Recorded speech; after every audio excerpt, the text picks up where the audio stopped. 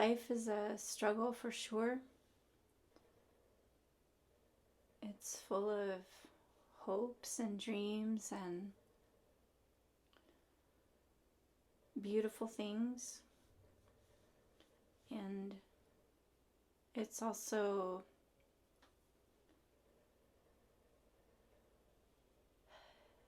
brimming with disappointments and things that dash all of our hopes and dreams to pieces. This past month I wrote a piece in my publication, KFG, Keep Forward Going, on keeping dreams alive. And I've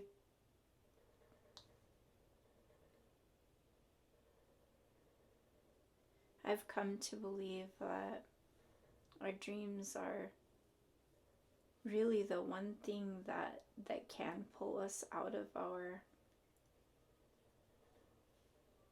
our suffering and our dark tunnel as we navigate and try to find our way forward.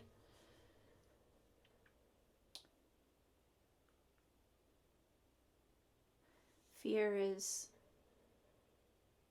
the absence of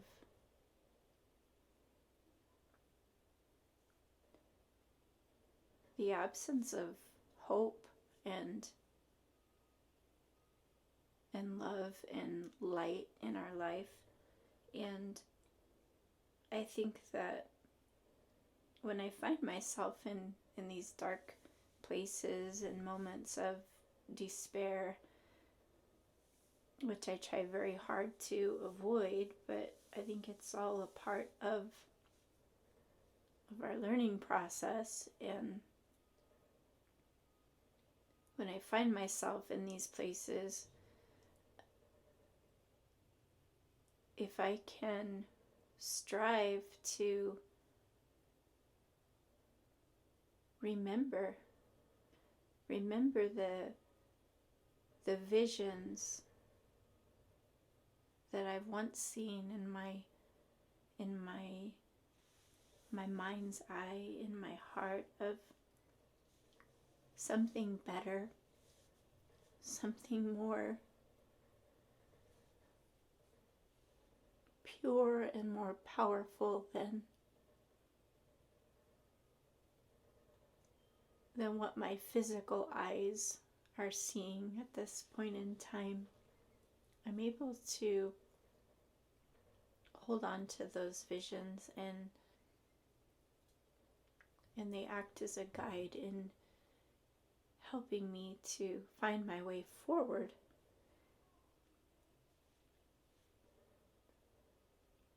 The dreams that we have as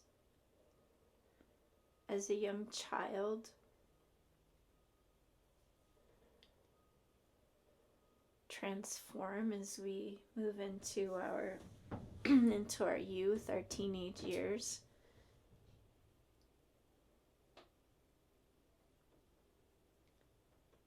And then into young adulthood, and then into adulthood, full-on adulthood, and beyond. And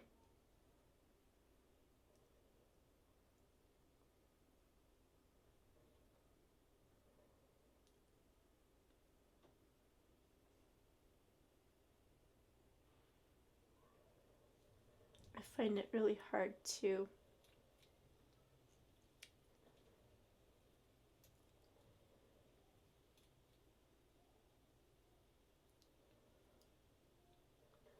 talk about these things.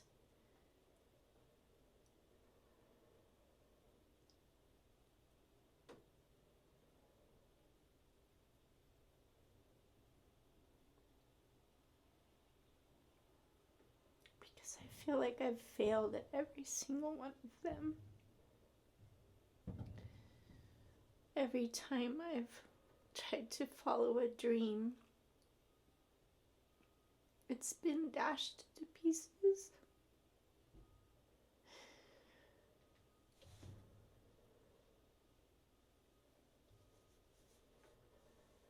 It's hard to not question what I'm doing wrong. I try to find the lesson that I'm supposed to learn from my failures.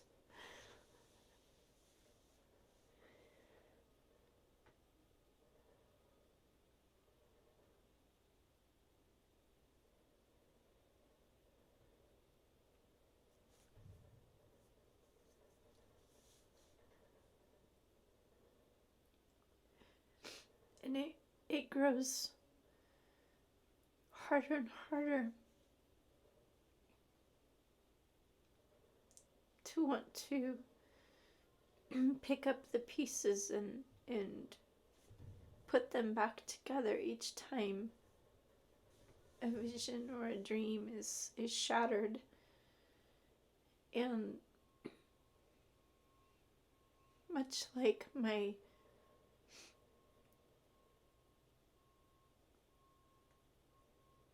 broken heart, we try to fit everything back together again, to mend it, to help it to heal, is what the world likes to say, that we're trying to heal. And there comes a point when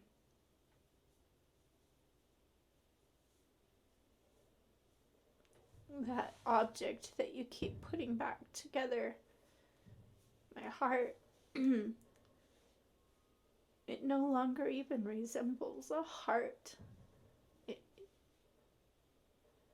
It's some kind of grotesque, altered resemblance of what it once was, when it was young and thriving.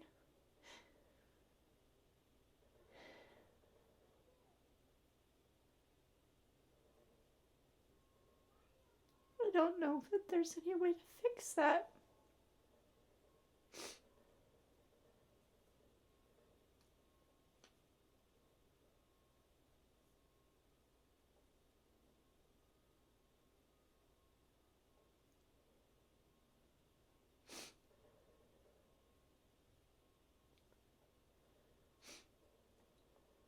And I'm left with one true dream.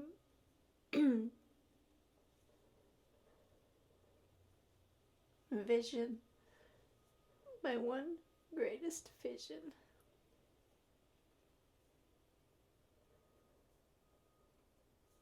That is just having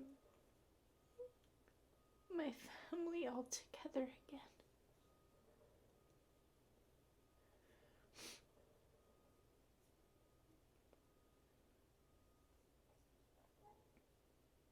Nothing else matters to me.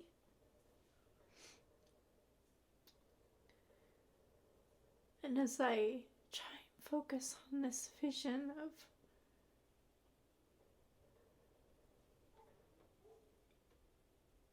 my life,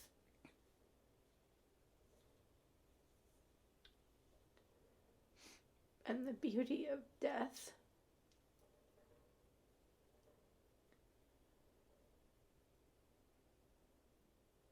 as it manifests to me the truth that there is no death. For I feel my children's spirits near. It is through that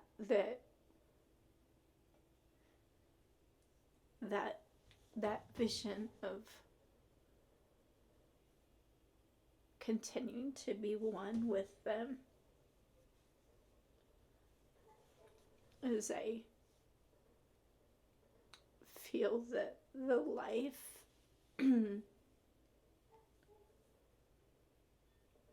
and the joy that remains in their spirits.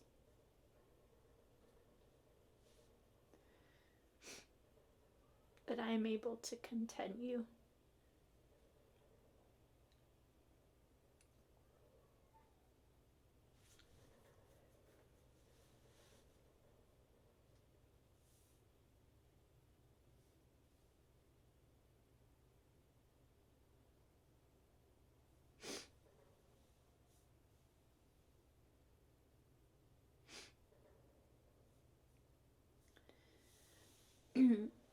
So often in life we compare ourselves to others and how well they're doing, or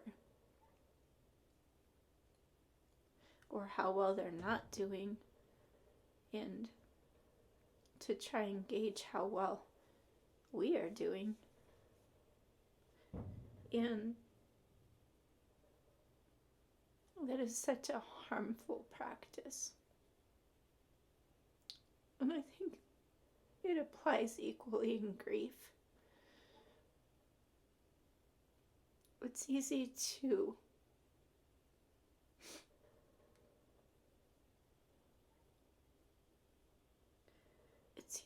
try and compare our grief journeys to others' grief journeys, and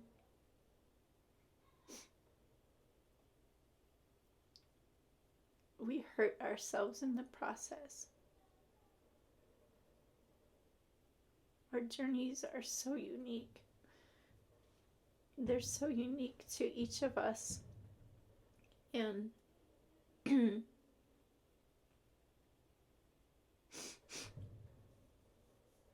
just as the people that we have lost,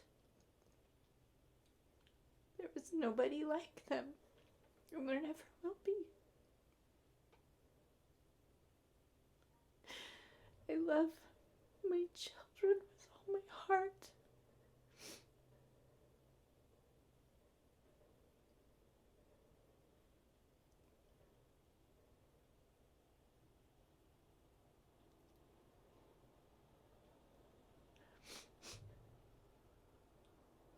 Just as I know everybody else that has lost a child loves that child with all their heart.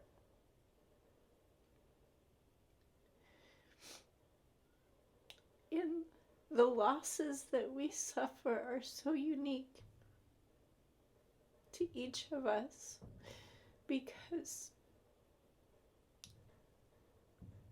the souls we grieve are unlike any other in the whole universe.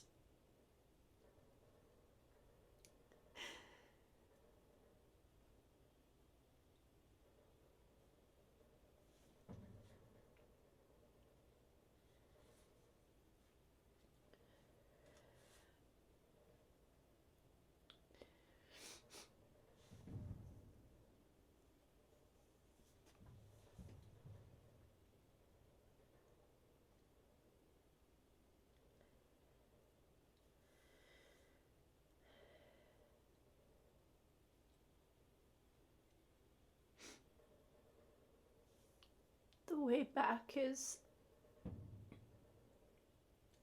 hard. The way that leads home to heaven is hard. But it is plain. It is simple.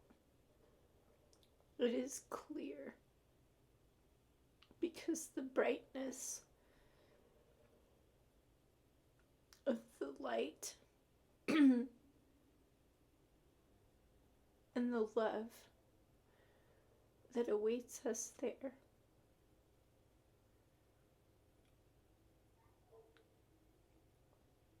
overcomes every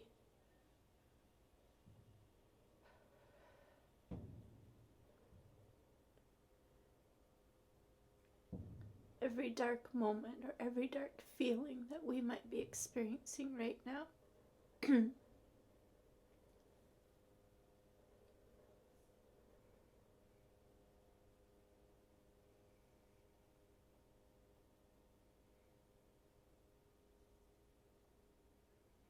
they are still with us.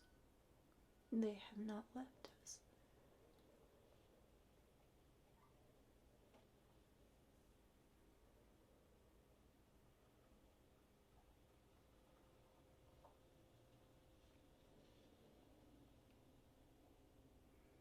But we must look to God to give us strength. Because our journeys are not yet through.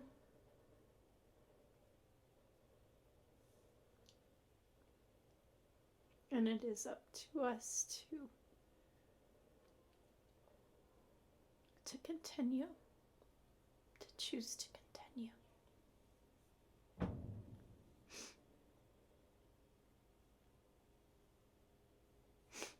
I don't let them down. I don't want to let them down.